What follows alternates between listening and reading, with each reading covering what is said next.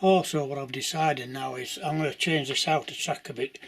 The incline there is just that bit too steep on that little bit there. It comes round and it levels off again. But I had to do that so that I could use my suspension bridge, which you can see down there. But what I'm finding is, especially now after the hot weather etc, you get that little bit of movement of track, and now we're having a problem here a bit just on this bend.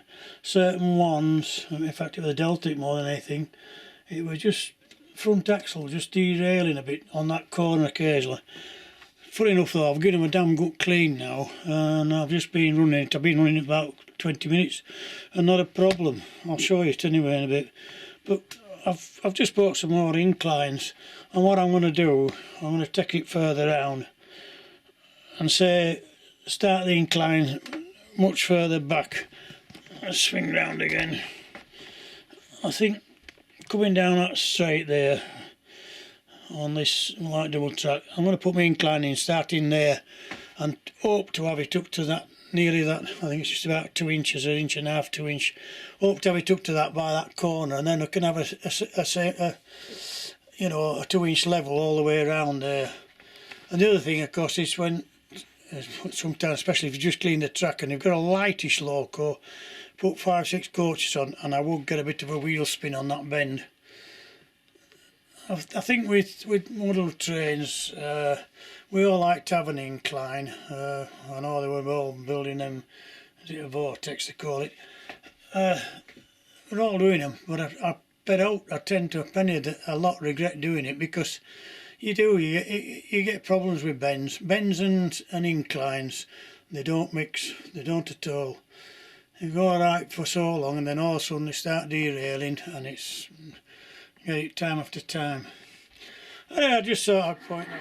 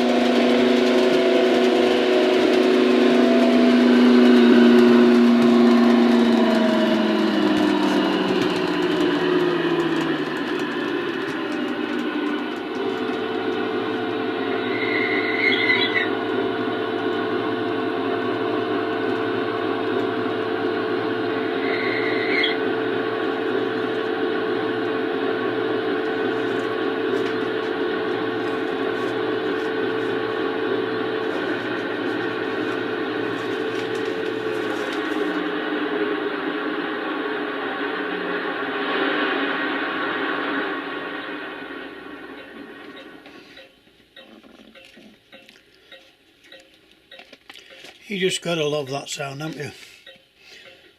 I'll do my other one now. I have 3 altogether, the Deltics. The other 2 aren't quite as loud as that Ballymoss.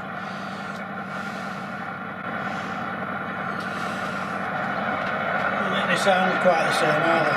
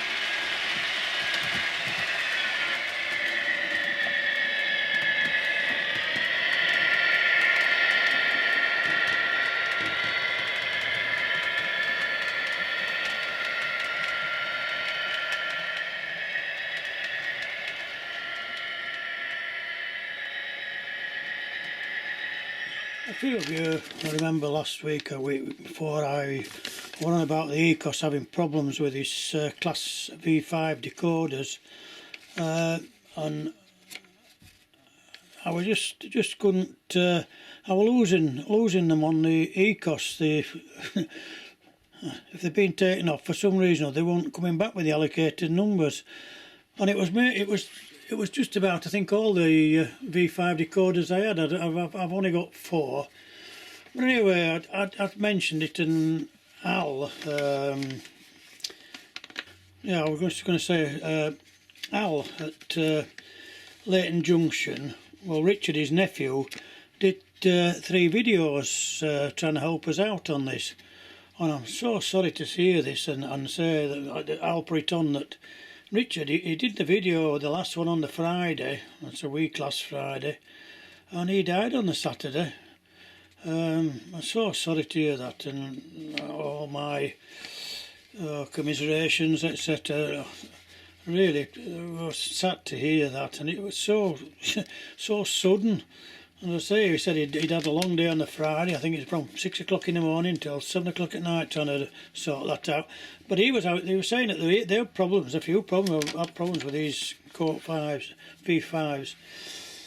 Anyway, we've got around it now. I think I reset my Ecos, and of course I lost a lot then. So I've had to do everything. I've had to find the Loco images and everything. But I found now that what I'm doing is, I pick the Loco, press on my edit Loco,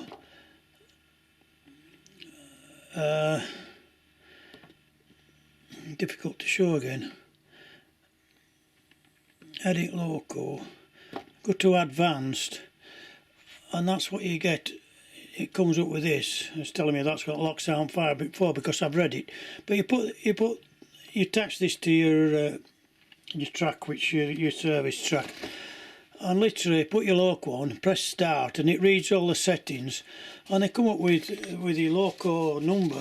Like, we know they all come with number 3 on, but if you've had them on here before, they come up with the numbers from before. It's hard to explain, but I'm using those numbers now anyway, and anybody that uses Ecos might know what I'm talking about. A lot won't. But anyway, as I say, it comes up, and same as that one now. I think I had it down as Loco number 10 or 12 or whatever it was, but it comes up 875, which is the readings on the obviously on the decoder. So they're all the same. They come up with different numbers, but I'm using those, and then as long as you put your Loco in image and the name of it, you know which they are. Anyway, I know it sounds complicated, and I don't want to go on about it anymore, but I was just trying to explain that we'd had problems, and I think we've got round it now. Anyway, I'm running less Locos. I might sell a few actually, but I'm going to run less. And I've got to say it again, Al, I'm so sorry with Richard. It's unbelievable that. Anyway, carry on, and I'll say rest in peace, Richard. Right, we'll carry on then. Intercity's another one. I've had to reprogram that on this now, and it's come up with a number 111. Well, I had it down as on the old setting as number 43. But anyway, as I say, that's how it's working.